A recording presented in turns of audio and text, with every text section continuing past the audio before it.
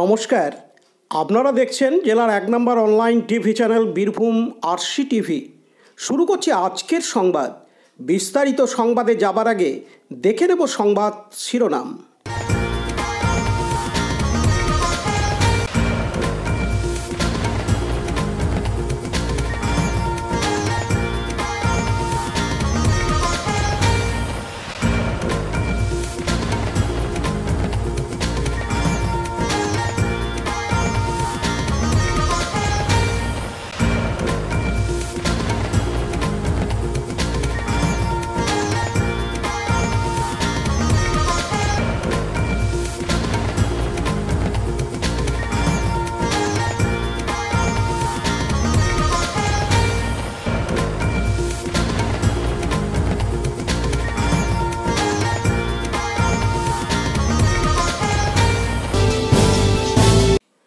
বাজারে কাঁচা শাকসবজির দাম অগ্নিমূল্য।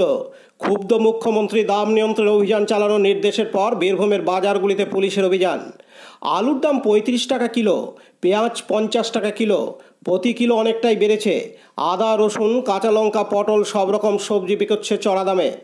গত মঙ্গলবার 9 জুলাই মুখ্যমন্ত্রী নবান্নে বৈঠক করেছেন, নির্দেশ দিয়েছেন কালোবাজারে রুখে দেওয়ার। আজ বৃহস্পতিবার 11 জুলাই সাত সকালে বীরভূমের সিউড়ির সবজির আড়তে জেলার এনফোর্সমেন্ট ব্রাঞ্চ অভিযান চালায়। সিউড়ির যে সবজির আড়ত ন্যাশনাল হাইওয়ে রোডের পাশে বড়বাগান এলাকায় আলু পেঁয়াজের আড়তে অভিযান চালায়। আলু কত করে পাইকারি রেটে বিক্রি করছে জিজ্ঞাসাবাদ করে এবং তার পাশাপাশি কেউ নিজের ইচ্ছা মতন দামে বিক্রি করছে কিনা, কালোবাজারি করছে কিনা সেই সকল নজরদারি এনফোর্সমেন্ট ব্রাঞ্চ অভিযান চালায় মুখ্যমন্ত্রীর নির্দেশের পর। পার্থ দাসের report, Birbhum RC TV, Suri. এখন বিজ্ঞাপন বিরতি, ফিরে আসছি বিরতির পর। সব থেকে ভালো চিকিৎসা সবচেয়ে কম খরচে, সবচেয়ে কম খরচে। সব থেকে ভালো চিকিৎসা সবচেয়ে কম খরচে, সবচেয়ে কম খরচে। বিশ্বমানের স্বাস্থ্য পরিষেবা মিলবে দিনে রাতে, বিশ্বমানের স্বাস্থ্য পরিষেবা মিলবে দিনে রাতে।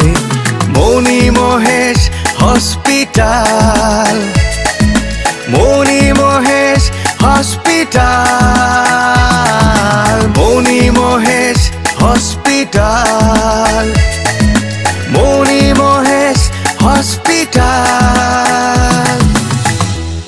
মণি মহেশ হসপিটাল, দুবরাজপুর, বীরভূম।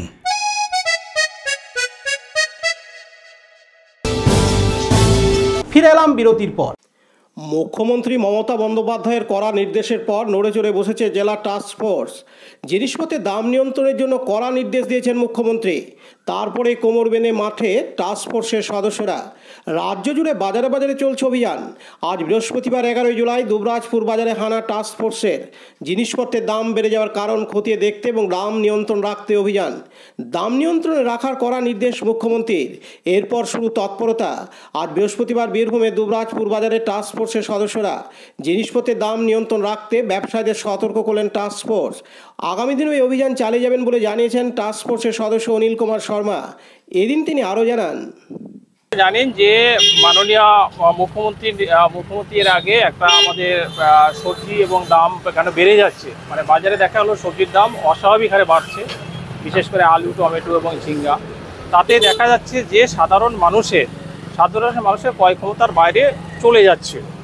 এইটাকে কন্ট্রোল করার জন্য মাননীয় মুখ্যমন্ত্রীর নির্দেশে আমাদের প্রতিটি জেলা শাসক তারা আমরা কি করেছে, আমরা যে ডিস্ট্রিক্ট টাস্ক ফোর্স আছে তাদের নিয়ে একটা টিম গঠন করা হয়েছে। এই টিম আমরা কি করব, প্রতিটি বাজারে বাজারে আমরা মুভ করছি। এবার প্রথমে আমরা ফার্মার ধরুন 1 কেজি বেগুন বা টমেটো বা ধরুন আপনার ভেন্ডি, তারা ফার্মার কি রেটে বিক্রি করছে এবং সেখান থেকে ফার্মারদের কাছে হোলসেলার যারা তারা কিনছে, তারা আবার কি করছে রিটেলের কাছে বিক্রি করছে। আমরা বাজারে বাজারে টাস্ক ফোর্সের টিম তারা আমরা ঘুরে যেটা দেখলাম, সেটা দেখেছি যে ফার্মার হয়তো কোনো বেগুন, আমি ধরুন বেগুনের কথাই যদি বলি, বেগুন দেখা গেল ফার্মার 30 থেকে 35 টাকার মধ্যে বিক্রি করছে। হোলসেলার সেটা কি করছে, সেইটা রিটেলারের কাছে 40 থেকে 45 টাকা বিক্রি করছে, 10 টাকা প্রফিটে, এবং রিটেলাররা সেইটা 70 বা 80 টাকা মার্কেটে বিক্রি করছে। এই যে ডিফারেন্সটা, একই বাজার 2 কিলোমিটারের মধ্যে হোলসেল থেকে কিনে নিয়ে যাচ্ছে, 2 কিলোমিটারের মধ্যেই তারা আবার রিটেলাররা বিক্রি করছে, সেটা দেখা গেলো যে 1 কেজিতে 25 বা 30 টাকা লাভ করছে। এইটা আমাদের কাছে ধরা পড়েছে, এটা অস্বাভাবিক হারে রিটেলাররা প্রফিট রাখছে। আমরা তাদেরকে আজকে সতর্ক করে দিয়েছি যে তারা এরকমভাবে অস্বাভাবিক দাম যেন না নেয়। সাধারণত তাদের যে নমিনাল যে মার্জিন সেটা রেখে তারা যেন কাস্টমারকে বিক্রি করে, তাহলে কি হবে, সাধারণ ক্রেতারা উপকৃত হবে। তো এই সতর্কবাণী এবং আজকে রিকোয়েস্ট আমরা করে গিয়েছি। এই যে আমাদের টিম অ্যাকশান পর মানে প্রতি সপ্তাহেই আমাদের এই টিম ভিজিট করবে বাজারটা। আমরা চাচ্ছি যে খুব তাড়াতাড়ি, আশা করি এক্সপেক্ট করছি তাড়াতাড়ি এটা কন্ট্রোলে আসবে। আমরা আশা রাখবো যে 7 দিন বা 10 দিনের মধ্যে এই যে অস্বাভাবিক দামটা বেড়ে গেছে সেটা কন্ট্রোলে আসবে। Laltu Mukherjee report, Birbhum RC TV, Dubrajpur. এখন বিজ্ঞাপন বিরতি, ফিরে আসছি বিরতির পর। RCS Network, high speed internet, broadband, cable TV and landline service provider, Dubrajpur, Birbhum. আমাদের এখানে পাবেন BSNL, RailTel, city alliance and Jio ফাইবারের internet, cable TV and landline টেলিফোনের কানেকশন নিতে যোগাযোগ করুন। দুবরাজপুর 0346229627 7449000072 9732202011 8207037404। সিউড়ি 034622999995 9647669665 7063544520। ফিরে এলাম বিরতির পর। বীরভূম জেলার বোলপুর থানার কাছে কাশীপুর এলাকায় আলাই খান, বয়স 55 বছর, কাঁঠাল নিয়ে সাইকেলের উপর চেপে যাচ্ছিলেন। এমন সময় অপর দিক থেকে বালি বোঝাই একটি ডাম্পারকে তাড়া করছিল পুলিশ। কিছু বুঝে ওঠার আগেই ওই ব্যক্তি রাস্তা পার হতে গিয়ে অপরদিকে যাত্রী বোঝাই বাস এসে ধাক্কা মারে এবং বাসের চাকায় পিষ্ট হয়ে ঘটনাস্থলেই মারা যান ওই ব্যক্তি। গ্রামবাসীর অভিযোগ, দিনের পর দিন পুলিশ এইভাবে বালির গাড়ি তাড়া করে। আজ বৃহস্পতিবার 11 জুলাই এই দুর্ঘটনার জন্য পুলিশকে দায়ী করেন গ্রামবাসী। মৃত ব্যক্তিকে ঘিরে এলাকায় চাঞ্চল্য ছড়িয়ে পড়ে। মৃতদেহকে ঘিরে গ্রামের লোক বিক্ষোভ দেখাতে শুরু করেন এবং বেশ কিছুক্ষণ পথ অবরোধ করে বিক্ষোভ দেখাতে শুরু করেন। ঘটনাস্থলে আসে বোলপুর থানার বিশাল পুলিশ বাহিনী। পুলিশের সামনেই গ্রামবাসীরা ক্ষোভে ফেটে পড়েন। গ্রামবাসীদের দাবি, এইভাবে পুলিশ বালির গাড়ির পেছনে তাড়া করতে গিয়ে এক নিরীহ ব্যক্তির প্রাণ হারালো। পরে পুলিশ গ্রামবাসীকে বুঝিয়ে বিক্ষোভ তুলে দেন। মৃত ব্যক্তিকে ময়নাতদন্তের জন্য বোলপুর মহকুমা হাসপাতালে পাঠানো হয়। গ্রামবাসীরা ওই মৃত ব্যক্তির ক্ষতিপূরণের দাবি জানান। গ্রামবাসীরা আশা করছেন তাদের দাবি পূরণ হবে। এই দুর্ঘটনায় গ্রামে নেমে এসেছে শোকের ছায়া। পুলিশ ঘটনার তদন্ত শুরু করেছে। এদিন মৃতের ভাগ্নি জানান, অ্যাক্সিডেন্ট হলো, পুলিশ এখন বালির গাড়ি তাড়া করছিল আর বাসওয়ালা যাচ্ছিল, আমার মামা এক সাইডে যাচ্ছিল, বালির গাড়ি ওভারটেক করতে যে এখন আমার মামা সাইকেল নিয়ে যাচ্ছিল, ওকে কিন্তু চাকার তলাতে দাবিয়ে দিয়েছে। পুলিশের জন্য বালির গাড়ি কিন্তু তাড়া হয়ে রেসে যাচ্ছিল আর বাসটা কিন্তু ওভারটেক করতে গেছে। পুলিশের ভয়ে ওভারটেক করতে যাচ্ছিল, তখন ওই সাইড দিকে যাচ্ছিল, তখন ওই চাপিয়ে দিয়েছে। বালির গাড়ি তাড়া করছিল, হ্যাঁ মানে আটকা নয়। তাহলে পুলিশের জন্য কি এমনি আনপাবলিকদের জান যাবে কি? আজকে এই জিনিসটা হয়েছে, কালকে আরো হবে। এর ফায়সালা চাই আমরা, ফায়সালা হবে তবে ডেড বডি ছাড়বো না, ছাড়বো না। মালিক আসবে। আমার মামা খুবই গরিব, আমার মামির কোমর ভেঙে আছে, ঘরে একলা কামানে वाला। দায়ী পুলিশ হবে, পুলিশ হবে, অথচ বাসওয়ালা দায়ী হবে। যখন দেখলো যে ওভারটেক করে যাচ্ছে, তো ওটা এসে যাচ্ছিল, তো ওভারটেক করা দরকার ছিল না।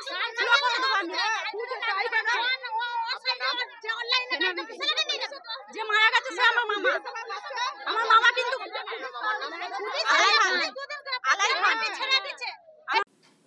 অন্যদিকে গ্রামবাসীরা বলেন, এখন ভাগবল আমি ছিলাম বলে এখন এখানে যদি কোনো বিচার না হয়েছে, এইখান থেকে লাশ উঠবে না, এইখান থেকে উঠবে না। আমি একটা কথা বলে দিচ্ছি, আমি বলে দিচ্ছি,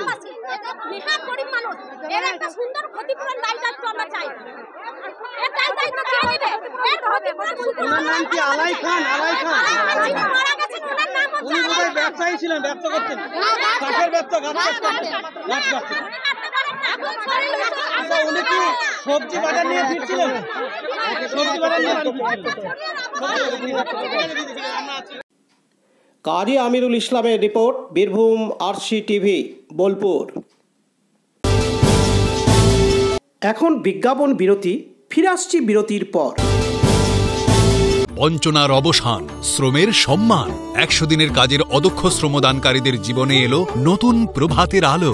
মাননীয় মুখ্যমন্ত্রী মমতা বন্দ্যোপাধ্যায়ের উদ্যোগে তাদের 2 বছরের বকেয়া মজুরির বঞ্চনার অবসান হলো। সম্পূর্ণ রাজ্য সরকারের নিজস্ব তহবিল থেকে 2651 কোটি টাকা ব্যয়ে 59 লক্ষ অদক্ষ শ্রমদানকারীদের বকেয়া মজুরি প্রদান করা হয়েছে। হাসি ফুটেছে রাজ্যের সকল অদক্ষ শ্রমদানকারীদের মুখে। পঞ্চায়েত ও গ্রামোন্নয়ন দপ্তর পশ্চিমবঙ্গ সরকার কর্তৃক জনস্বার্থে প্রচারিত। ফিরে এলাম বিরতির পর। আর মাত্র একদিন পরই অর্থাৎ আগামীকাল শুক্রবার 12 জুলাই 7 শতাধিক প্রাচীন বীরভূম জেলার দুবরাজপুর পৌরসভার 1 নম্বর ওয়ার্ডের রেল লাইনের ধারে অবস্থিত আলম বাবার উরস মোবারক। তাই আলম বাবার উরস মোবারক উপলক্ষে এখানে বসে একবেলার মেলা। সেই উপলক্ষে উরস মোবারক এবং মেলার প্রস্তুতি চলছে জোর কদমে বেশ কয়েকদিন ধরে। দুবরাজপুর রেল স্টেশন থেকে মাত্র 1 কিলোমিটার দূরে অবস্থিত আলম বাবার উরস মোবারক উপলক্ষে প্রতি বছর এই মেলা বাংলা আষাঢ় মাসের শেষ শুক্রবার বসে। তাই আগে থেকে মাজার শরীফে রং করানো হয়েছে, এখন লাইট লাগানো এবং ফুলের কাজ চলছে। তাছাড়াও দূর দূরান্ত থেকে দোকানদাররা এসেছেন মেলায় তাদের দোকান তৈরি করার জন্য এবং তারা দোকান তৈরি করতে ব্যস্ত আছেন। যেমন সিন্নির দোকান, খাবারের দোকান, খেলনা, নাগরদোল্লা ইত্যাদি বসতে শুরু করেছে। এই মেলায় 2 দিন ধরে চলে ফকিরি গান, তার সাথে কয়েক হাজার মানুষকে খিচুড়ি সিন্নি খাওয়ানো হয় উরস মোবারক উপলক্ষে। জাতি ধর্ম বর্ণ নির্বিশেষে সকলেই আলম বাবার মাজারে আসেন এবং নিজের মনস্কামনা পূরণের লক্ষ্যে চাদর চড়ান। আলম বাবার মাজারের খাদিম মোহাম্মদ পিরু শাহ জানান, 7 শতাধিক প্রাচীন এই মেলার দায়িত্বে থাকে আলম বাবা মেলা কমিটি। তার সাথে সহযোগিতার হাত বাড়িয়ে দেন দুবরাজপুর পৌরসভার পৌর প্রধান, উপপৌর প্রধান থেকে শুরু করে কাউন্সিলররা। পাশাপাশি বীরভূম জেলা পুলিশ ও রেলের জিআরপি এবং আরপিএফ এই মেলা সুষ্ঠুভাবে সম্পন্ন করতে সহযোগিতা করে। এদিন তিনি আরও জানান, এসব আপনার বহু দিন থেকে হয়ে আসছে, 700 বছর থেকে হয়ে আসছে। আপনার বাবার উরুস মোবারক, এই উরুস শুরু হয়েছে। আপনার দোকানদানি কাল জায়গা দেওয়া হয়েছে সব, এবারে ওনারা সব দোকান বসাইছে। আজকে সৈয়দ শাহ আলম বাবার উরুস জুম্মার দিনে আছে আপনার 12 জুলাই, আর বাংলা আপনার 27 তারিখ বাবার উরুস মোবারক আছে। এটা আপনার 4র্থ শুক্রবার হয় বাবার উরুস আষাঢ় মাসে। ভিড় কীরকম হয়? বিশাল ভিড়। আপনার দূর দূরান্ত থেকে, বহু দূর দূর থেকে মানুষ আসে, বাবা যাকে ডাকেন। ভক্তবিন্দু বহুত বাইরে বাইরে থেকে আপনার আসে। আসুন, ভালো আপনার রেল থেকেও পাওয়া যায়, আপনার ইয়ার থেকেও, আমাদের বেঙ্গল থানা থেকেও বিশাল পুলিশ দেয়। বাবা সবাই সহযোগিতা করে, চেয়ারম্যানরা সহযোগিতা করে, ঘাস চেয়ারম্যান সহযোগিতা করে, ওনারা সব সহযোগিতা করে। দোকান জানি বসছে আপনার সব, কাল জায়গা দেওয়া হয়েছে, আজকে সব বসছে। শত জাতিই আছে আপনার, এখানে কোনো মুসলিম হিন্দু বলে কিছু নাই। বাবার কাছে সবাই আসতে পারে, আর সবাই আসেও। আচ্ছা, মেলাটা কদিনের হয়? একদিনের, আপনার ওই আষাঢ় মাসের 4র্থ শুক্রবার। হ্যাঁ, খালি মেলা কমিটি আর পুলিশের সহযোগিতা, আপনার আরপিএফ জিআরপি সব থাকে, ওনারা সবাই সহযোগিতা করে। এই বাবার এই শুক্রবার 12 জুলাই আপনার সবাইকে আপনাদেরকে নিমন্ত্রণ জানাইছি যে বাবার মা উরুসে সব আসবেন। ভক্তবৃন্দরা যারা বাবার ভক্ত আছেন তারা আসবেন।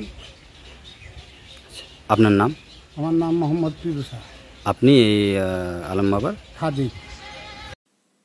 লালটু Mukherjee report, Birbhum RC TV, Dubrajpur. 5 শতাধিক বছরের পুরাতন ঝাড়খণ্ড সীমান্তবর্তী বীরভূম জেলার খয়রাসোল ব্লকের লোকপুর নিচেপাড়ায় অবস্থিত শিব মন্দির। এবছর সেই শিব মন্দিরটি গ্রামের আপামর জনগণের অর্থ সাহায্যে সংস্কার করে এবং পরবর্তীতে শিবলিঙ্গ প্রতিষ্ঠা করা হয়। আজ বৃহস্পতিবার 11 জুলাই ভোর থেকে শুরু হয়েছে অখণ্ড তারক ব্রহ্ম নাম সংকীর্তন। সকালে 108 জন কুমারী মেয়ে সুসজ্জিত সাজে শঙ্খ, ঘণ্টা, কাসর, খোল, করতাল সহযোগে হরিনাম গাইতে গাইতে স্থানীয় শাল নদী থেকে কলস যাত্রার মাধ্যমে বাড়ি ভর্তি জল আনা হয়। এরপর বৈদিক মন্ত্র উচ্চারণ, হরিনাম যজ্ঞ, সেবা যজ্ঞ, শ্রদ্ধা ভক্তি সহকারে শিবলিঙ্গ প্রতিষ্ঠা করা হয়। এদিন মন্দির প্রতিষ্ঠাকালে বহু আবাল বৃদ্ধ বনিতার উপস্থিতি লক্ষ্য করা যায়। দুপুরে ছিল বহু ভক্তের জন্য সুস্বাদু প্রসাদ সেবার ব্যবস্থা। এদিন উপস্থিত ছিলেন মন্দির কমিটির সদস্য বাপি গড়াই, সমাজসেবী দীপক শীল, স্বপন সাহা প্রমুখ। আজকের অনুষ্ঠান সম্পর্কে পৃথকভাবে মন্দির কমিটির সদস্য বাপি গড়াই এবং পশ্চিম বর্ধমান জেলার পাণ্ডবেশ্বর এলাকার গৌরবাজার থেকে আগত পুরোহিত তথা অবসরপ্রাপ্ত শিক্ষক ডক্টর শম্ভুনাথ নায়ক বিস্তারিত বিবরণ দেন। এদিন তিনি আরও জানান, পূজা ভবতু সম্পন্না বৈশদ্যেন সদৈবচ সর্বেষাং মঙ্গলং ভূয়াৎ মহাদেব প্রসাদত। বীরভূম জেলার মানচিত্রে ঝাড়খণ্ড জেলার কোল ঘেঁষে ছায় ঢাকা পাখি ঢাকা এক বহু প্রাচীন সমৃদ্ধ গ্রাম এই লোকপুর।